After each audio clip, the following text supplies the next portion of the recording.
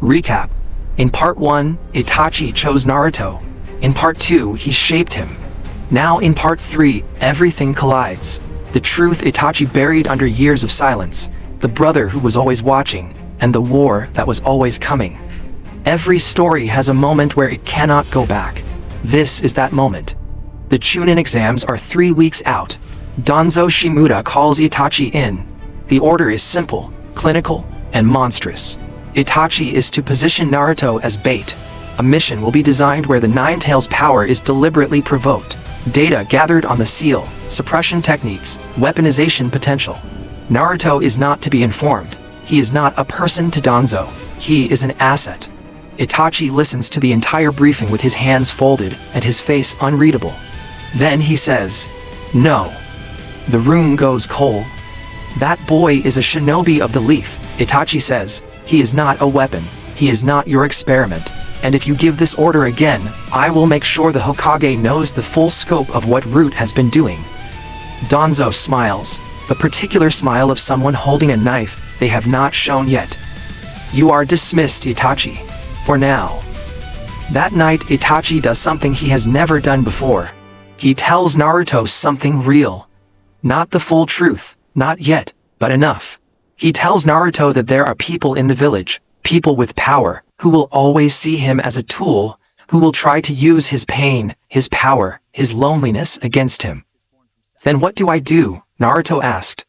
"You become someone they cannot control," Itachi says. "Not by fighting them, but by becoming so deeply, undeniably yourself, that no one can ever rewrite who you are."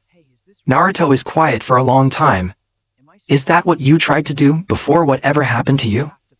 Itachi looks at the stars. "No, I made a different choice. I became what they needed so someone else would not have to." A pause.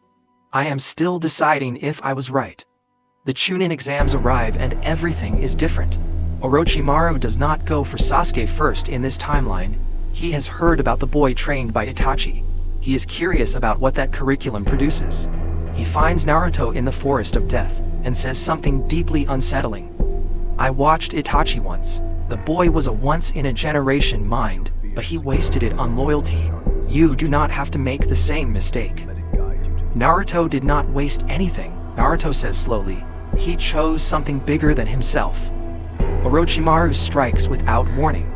Cornered, bleeding, clones depleted. This is the moment. The seal weakens. Red chakra bleeds through. But Naruto, trained by Itachi, does something no one expected, including the Nine Tails. He sits down. He closes his eyes. He goes inward. "You keep rising when I am afraid, but Itachi told me the things we run from follow us, so I am not running anymore."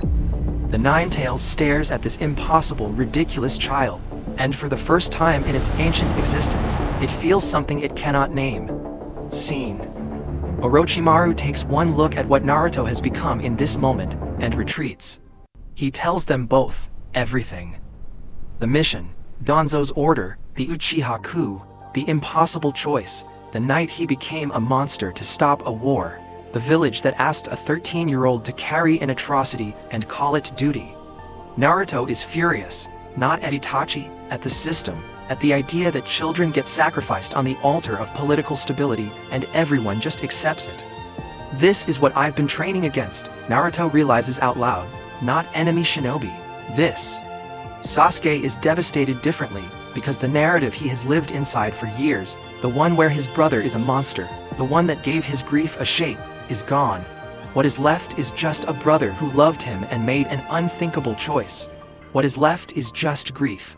And somehow, grief without a villain is the hardest thing to carry. The Fourth Great Ninja War still comes. History has momentum, but Naruto faces it differently. He does not fight Obito with borrowed ideology and desperate emotion. He meets him with something Itachi gave him: comprehension. He understands Obito, not because he forgives the carnage, but because Itachi taught him that every villain is a hero in a story that broke them.